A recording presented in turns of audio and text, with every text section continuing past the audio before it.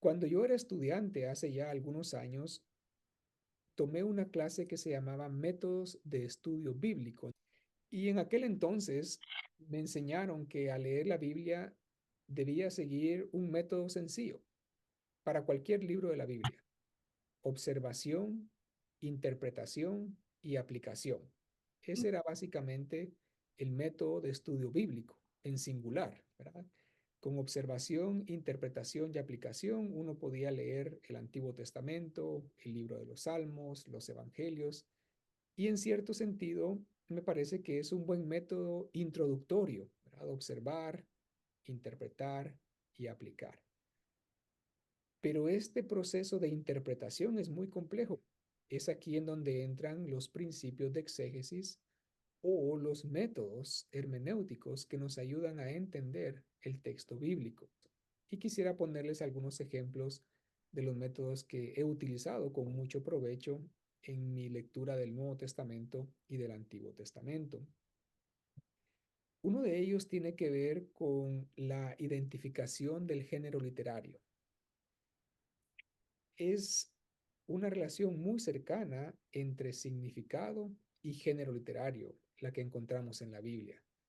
Muchas veces podemos leer una carta del apóstol Pablo de la misma forma que leemos el Evangelio de Marcos. Y eso puede provocar que perdamos el sentido de algunas palabras, frases o de la teología del apóstol Pablo porque tratamos de leerla como un evangelio. O a la inversa, podemos perder parte del significado de los evangelios si tratamos de leerlos como cartas. Y eso también se aplica en cierto sentido, me parece a mí, en cierto sentido, me parece a mí, se aplica al ministerio cristiano. Muchas veces predicamos una carta del apóstol Pablo y un evangelio en la misma forma, ¿verdad? O predicamos del libro de Daniel o del libro de los Hechos en la misma forma. Y Dios va a bendecir, por supuesto, nuestros esfuerzos cuando tratamos de servirle a través del ministerio de la predicación. Pero debemos estar conscientes que estos libros tienen sus propias peculiaridades en cuanto a género literario. Y al descubrir estas peculiaridades, descubrimos también nuevo sentido en lo que estamos leyendo. Permítame ponerles un ejemplo. Un estudio que realicé hace algunos años tiene que ver con el libro de los jueces.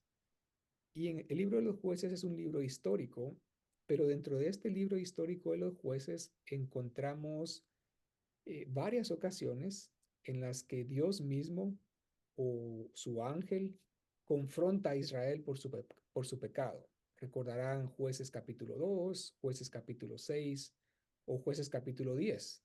Esos son ejemplos de Dios envía a su ángel o Dios envía a un profeta o Dios mismo confronta a Israel por su pecado. Y estas historias de confrontación tienen un género literario particular que se llaman el pleito pactal. Dios tiene un pleito casi judicial basado en el pacto con Israel. Así que al descubrir este género, podemos darnos cuenta si un capítulo particular de Jueces sigue o incluye algunas variaciones de este pleito pactal. Y al descubrir las omisiones o las adiciones, podemos darnos cuenta de significado particular del texto. Por ejemplo, en un pleito pactal es muy común que Dios le diga a Israel, a través del profeta o su ángel, los pecados que ha cometido. Y después de la lista de pecados, se espera que Israel se arrepienta y diga: Señor, tienes razón, hemos pecado contra ti, nos arrepentimos y ahora te pedimos liberación. Es el patrón del pleito pactal. Y al final se espera que Dios libere a su pueblo porque se arrepintieron. Pero en el capítulo 10 del libro de los jueces, este patrón se rompe. El pleito pactal inicia con Dios confrontando a Israel. Israel confiesa su pecado y después de confesar su pecado, Israel pide liberación, porque para ellos la confesión de pecado va a llevar a la liberación por parte de Dios. Pero en el capítulo 10 no hay evidencia clara de que Dios haya liberado a su pueblo, o por lo menos Dios tardó un poco más en enviar esa liberación. Así que al entender la estructura del pasaje, lo que llamamos el pleito pactal o el género literario, podemos darnos cuenta de estos pequeños detalles que iluminan nuestra lectura del texto bíblico. Así que cada vez que hacemos exégesis, uno de los primeros pasos es tratar de identificar el tipo de literatura con el que estamos tratando. Incluso si leemos un evangelio como Mateo, vamos a encontrar algunos capítulos y algunos pasajes que son literatura escatológica. Recordarán ustedes Mateo 25, creo yo, Mateo capítulo 26. Esos pasajes no se pueden leer como un milagro o como una historia de sanación o como una parábola. Estos pasajes son eminentemente apocalípticos y escatológicos, así que tienen que tener una forma de interpretación particular. Así que el género, me parece a mí, nos ayuda a interpretar de mejor forma las Sagradas Escrituras. Otro ejemplo de métodos que se utilizan en la interpretación bíblica tienen que ver con el análisis de la poesía hebrea. Recordarán ustedes el libro de los Salmos o el Cantar de los Cantares. Estos libros están llenos de poesía, o las profecías de Isaías en su libro están llenos de poesía. En español, la poesía es diferente a la poesía hebrea. En español, por ejemplo, una buena pieza poética debe llevar ritmo y rima también. Una pieza poética debe rimar siguiendo ciertas reglas. En la poesía hebrea, ese no es el caso. La poesía hebrea muy raras veces tiene rima, pero lo que tiene la poesía hebrea es una métrica particular y también el uso de paralelismos. Así que si tratamos de leer los salmos como poesía latinoamericana del siglo XIX, vamos a encontrar dificultades. O si queremos leer el libro de los cantares como leemos la poesía medieval, por ejemplo, vamos a encontrar dificultades, porque la poesía hebrea tiene sus propias reglas. Así que otro principio de interpretación es tratar de entender los géneros literarios en su propio contexto histórico. Como recordarán, las cartas de Pablo siguen las convenciones de las cartas del siglo I. Hoy día, cuando uno escribe una carta, o por lo menos hace mucho tiempo, cuando todavía escribíamos cartas a mano, se identificaba a la persona primero y al final el que escribía firmaba. En las cartas de Pablo es al revés. Él escribe la carta y al principio él se identifica como el autor y al final identifica a los que van a recibir la carta. Así que nuevamente debemos seguir las reglas de las formas literarias en su propio contexto histórico. Otra forma, otro método, otro principio que podemos utilizar para leer el Nuevo Testamento y también el Antiguo Testamento es lo que se ha denominado la intertextualidad. Es posible que hayan escuchado esta frase anteriormente. Los estudios de la intertextualidad bíblica.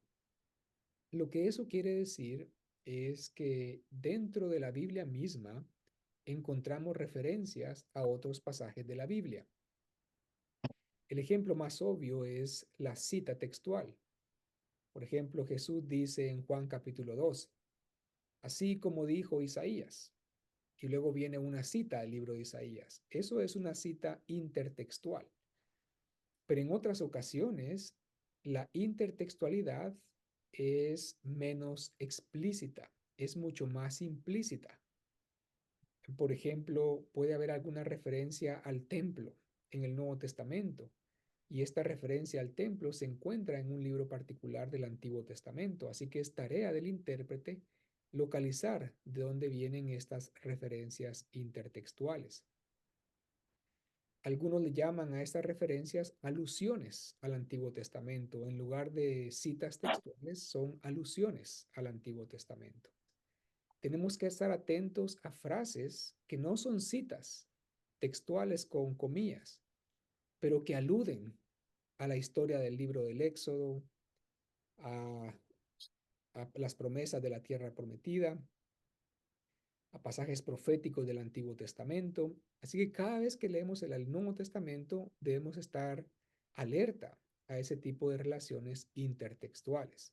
Es otro principio de interpretación que se utiliza en las ciencias bíblicas. Otro de los principios que se utiliza tiene que ver con el estudio del trasfondo.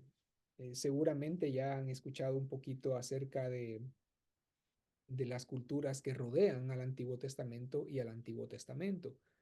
Cuando leemos el Antiguo Testamento, por ejemplo, tratamos de comparar el Antiguo Testamento con los textos de Ugarit. Ugarit era una región al norte de Israel que en aquella época produjo literatura y a la cual hoy día tenemos acceso. Así que muchas veces comparamos el Antiguo Testamento con esta literatura. Cuando hablamos del Nuevo Testamento, por ejemplo, generalmente estudiamos el Nuevo Testamento a la luz de los escritos de Flavio Josefo. Flavio Josefo fue un judío del siglo I que conoció muy bien Galilea, porque él era galileo, y conoció muy bien a los romanos, porque él estuvo presente cuando los romanos destruyeron el templo en el año 70. Así que sus escritos son muy valiosos para entender la cultura judía del siglo I. Josefo no era cristiano, pero conocía muy bien la cultura judía que se refleja en el Nuevo Testamento. Así que cuando leemos las páginas tanto del Antiguo como del Nuevo Testamento, debemos tratar de leer esta literatura que está afuera de la Biblia, pero que informa nuestra interpretación de los textos bíblicos.